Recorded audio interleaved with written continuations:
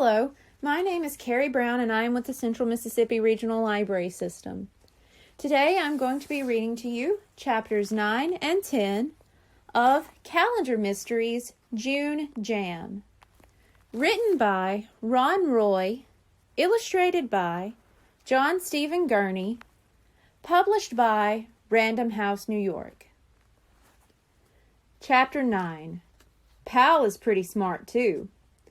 Guys, come see what Pal dug up, Bradley said. Brian, Nate, and Lucy joined Bradley. They all peered into the hole Pal had dug. It's a turtle, Nate said. The turtle pulled its head and legs inside its shell. Bradley lifted the turtle out of the hole. He sat it on the ground. The turtle was round on top and about 8 inches long. Its shell was dark brown with bright yellow markings. Pal was quivering and whimpering. Where's the head? Brian asked.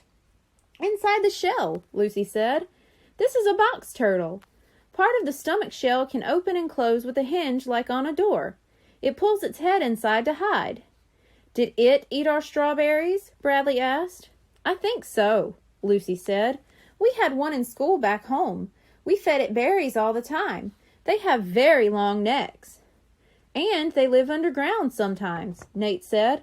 I saw a movie about them on TV. Why is he hiding his head? Brian asked.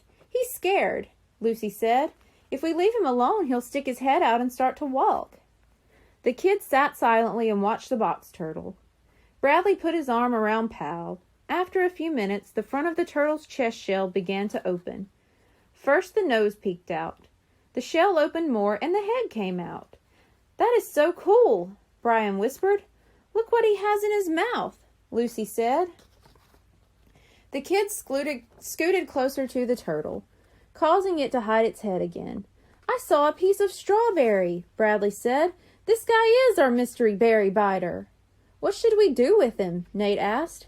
We can't leave him here, Brian said. He'll eat everything. And if it's a mama turtle, she'll have babies and they'll eat everything too, Nate said. Box turtles like to be near wet places like bogs or swamps, Lucy said. Let's take it to the river, Bradley suggested. Bradley, Brian, Nate, and Lucy left the garden. They headed across the field behind the Pinto's property. Lucy carried the box turtle. Pal trotted in front of them, sniffing the ground. 5 minutes later, they came to the river. Sunlight reflected off the surface, making the water look like golden coins.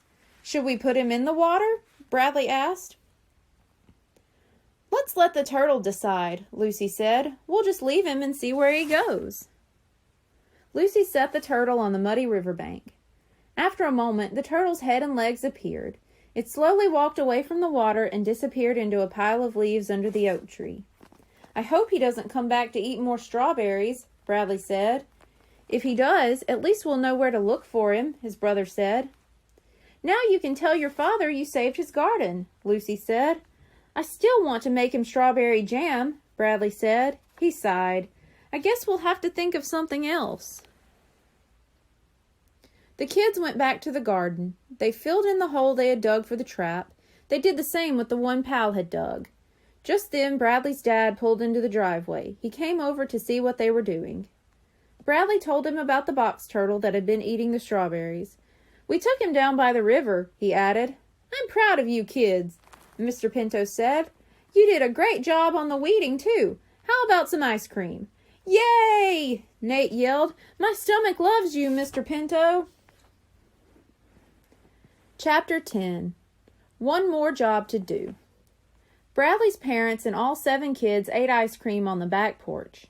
When they were finished, Bradley's mom handed her husband a list. Honey, would you mind picking up these things in town? She asked. Mr. Pinto looked at the list.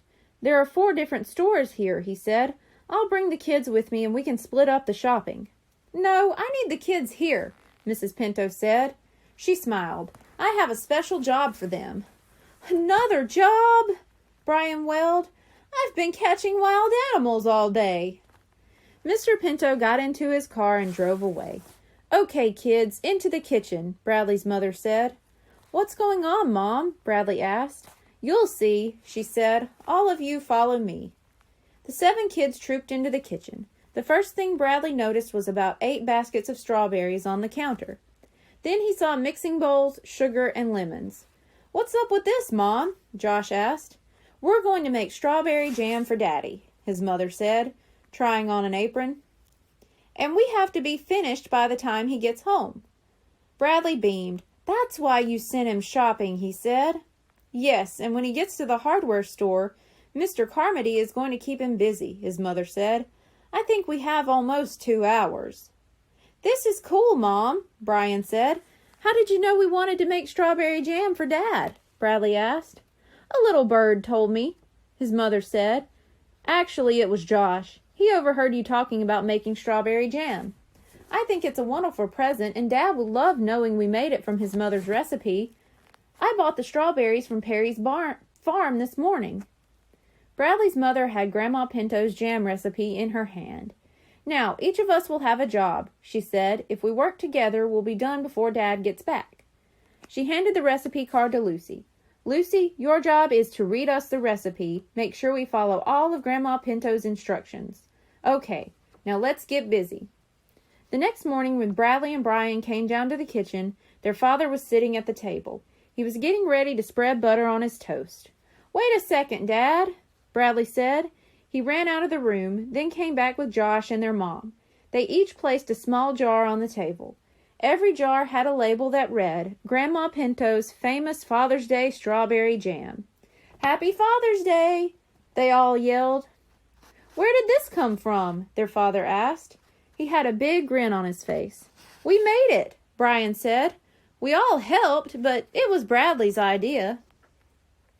Bradley's father twisted the lid off one of the jars. He picked up a spoon and dipped it in. He put a lump of jam in his mouth. Everyone else stood and watched. Bradley had his fingers crossed. Mr. Pinto closed his eyes as he tasted the jam. Then he opened his eyes. Bradley thought he saw tears. "Is it as good as your mom's jam?" Josh asked. His father grinned.